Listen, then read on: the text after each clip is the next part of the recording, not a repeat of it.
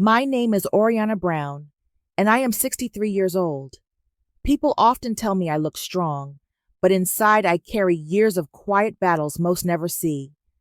I never imagined I would be raising children again at this stage of my life, yet life gave me a duty I could not walk away from.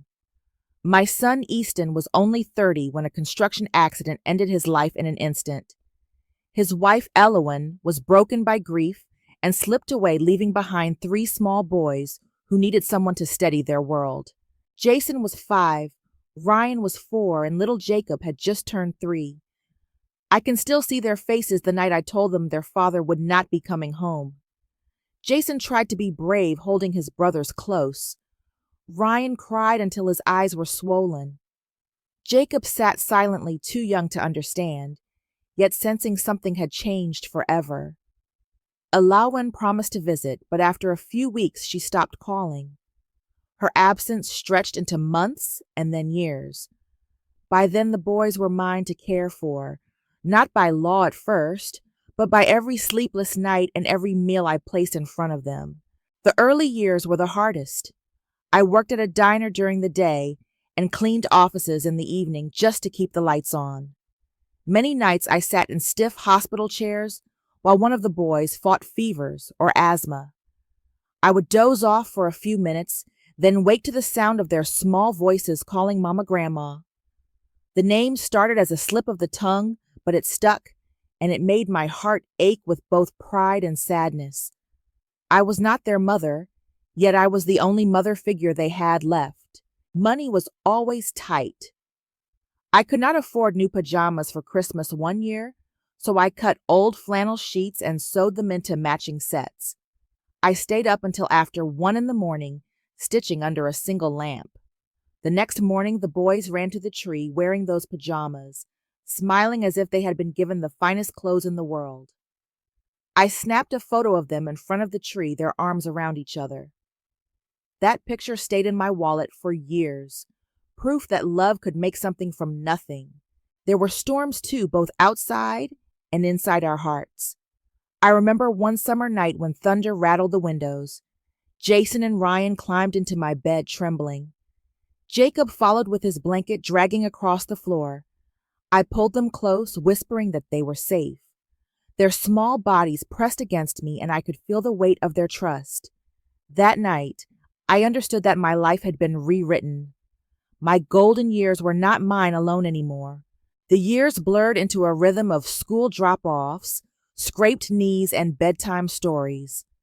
I signed every permission slip, attended every teacher conference, and clapped until my hands stung at baseball games and school plays.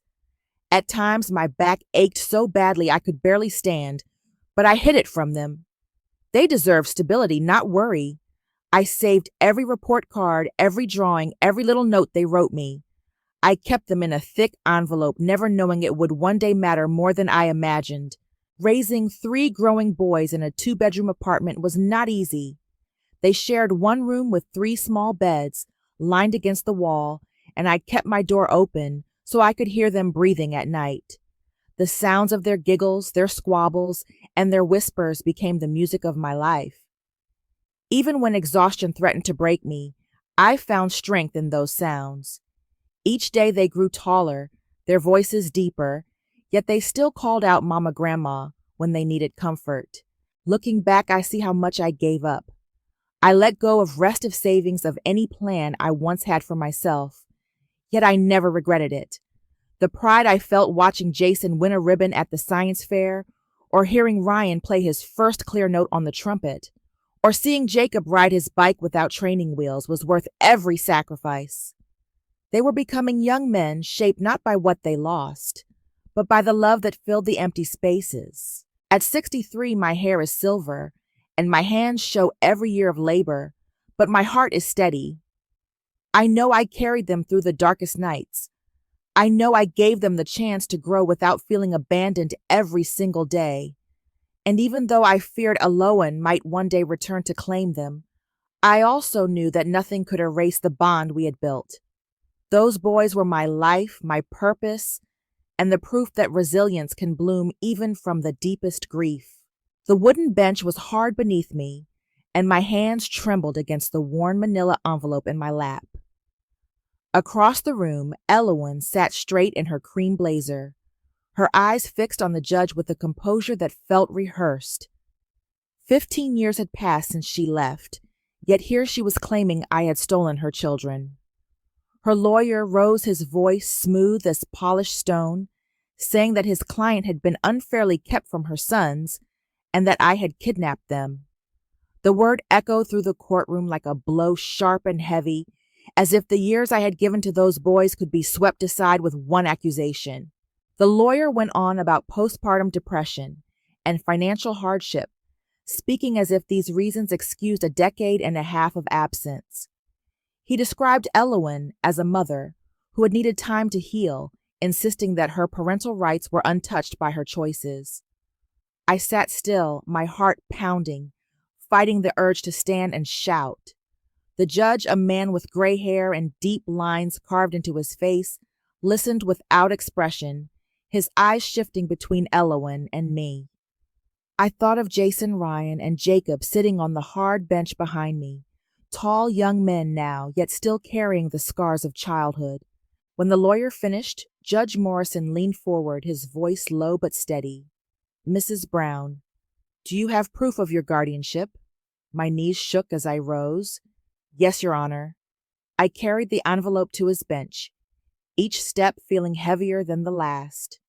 The envelope was worn thin, softened by years of my fingers tracing it in long nights when fear kept me awake. I handed it to him, my palms clammy, my throat dry. He opened it, slowly pulling out the first photograph. Jason on his first day of kindergarten, grinning with a gap between his teeth, holding a lunchbox almost bigger than him. Then Ryan, at a school play paper crown slipping over his eyes as he beamed at the crowd.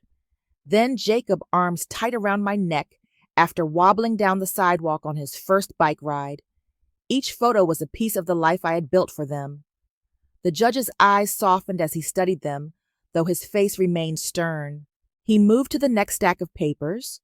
Report cards carefully saved in plastic sleeves, medical charts listing me as the emergency contact permission slips signed in my handwriting. Every line showed my name where a mother's should have been. Elowen's name appeared nowhere.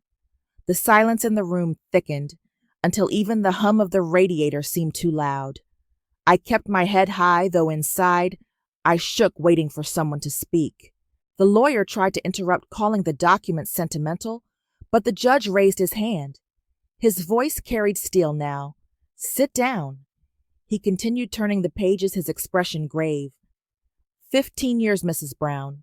That is what you have here. 15 years of evidence. I nodded, unable to trust my voice.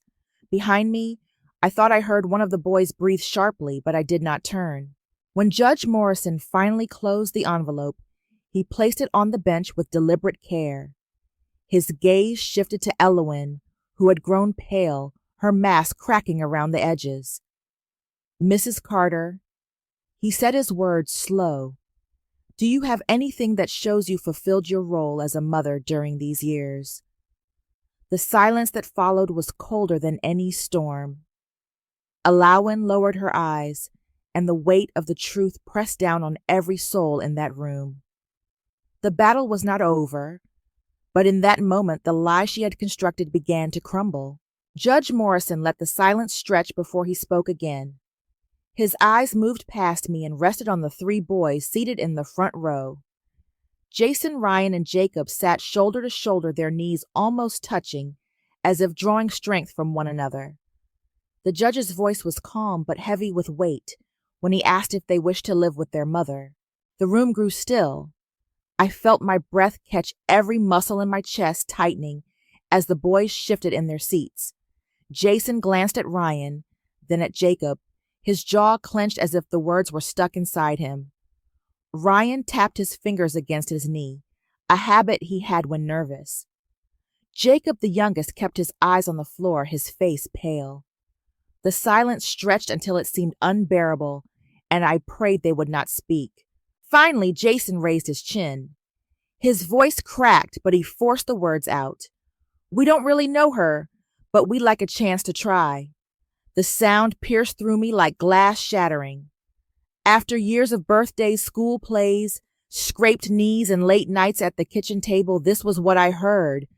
They wanted a chance with someone who had not been there when the fevers raged or the nightmares came.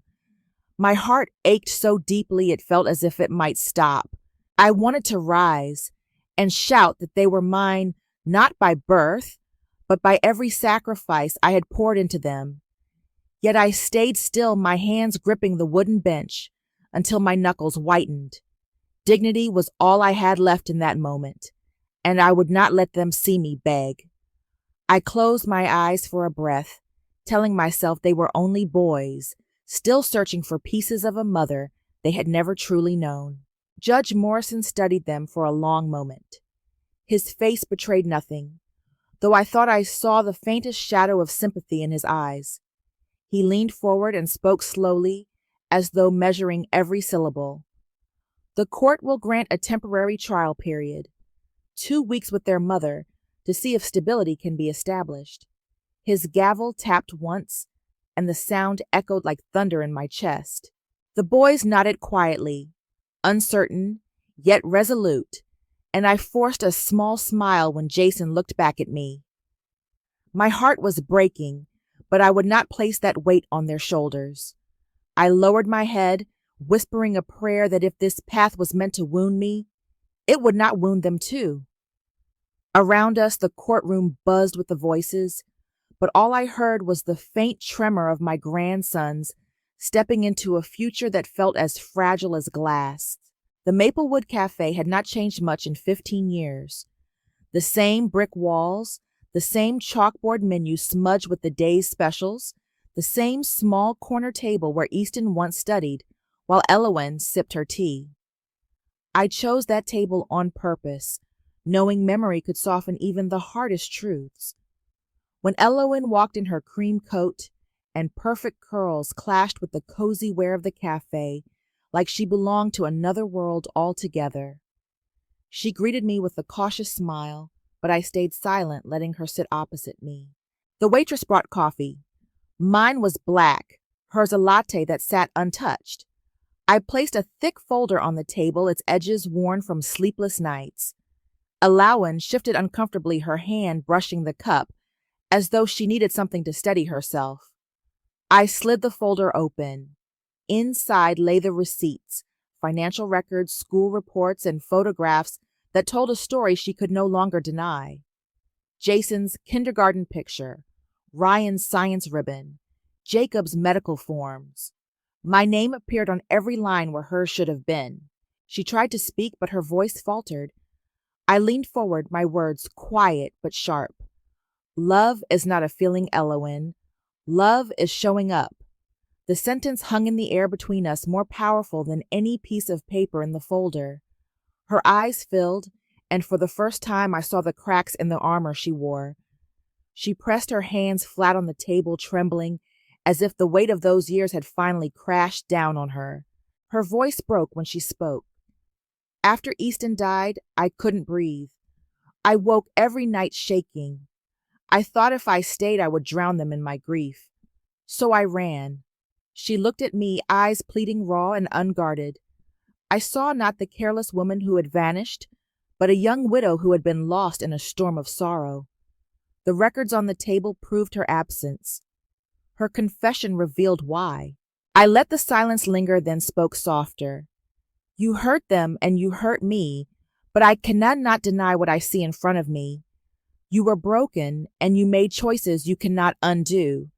Now you stand here asking for a place in their lives. She wiped her tears, nodding, unable to form words. I gathered the papers, stacking them neatly as if sealing the past. Then I looked at her directly.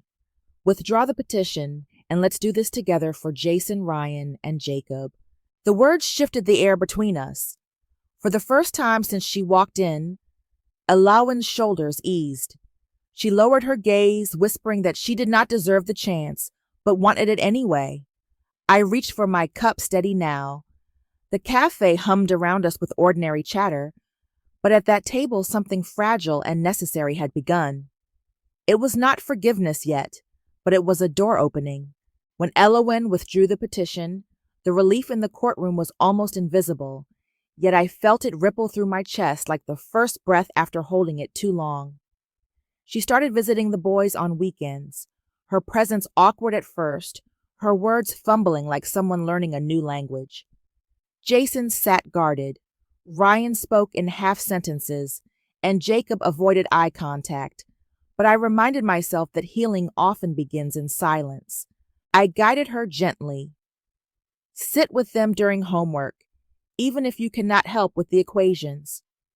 Ask about their games, even if you do not understand the rules. Bring patience instead of gifts. Slowly the ice began to thaw. The boys softened, testing her consistency the way children do, waiting to see if she would disappear again. Each week she returned, and with each return their shoulders eased just a little more.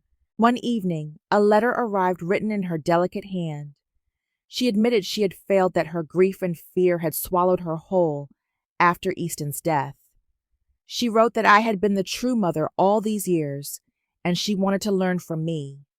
The words blurred as I read, tears slipping down my cheeks, not from anger, but from the fragile hope that perhaps she meant it. I tucked the letter into the same box that held the boys' report cards and photographs, a reminder that love can arrive late but still matter. Months later, we stood side by side in my kitchen. The stove hissed as we cooked together, our hands brushing as we passed spoons and spices. Jason, Ryan, and Jacob sat at the table, laughing, their voices filling the house with a music I thought I might lose forever. I caught Elowen watching them with eyes full of something I had not seen before. Not escape, not desperation, presence. As the scene folded around me, I felt the weight of years lift just enough to breathe freely. My voice, steady and reflective, carried the truth I had learned. Justice is not always punishment. Sometimes it is love, forgiveness, and rebuilding from the ruins.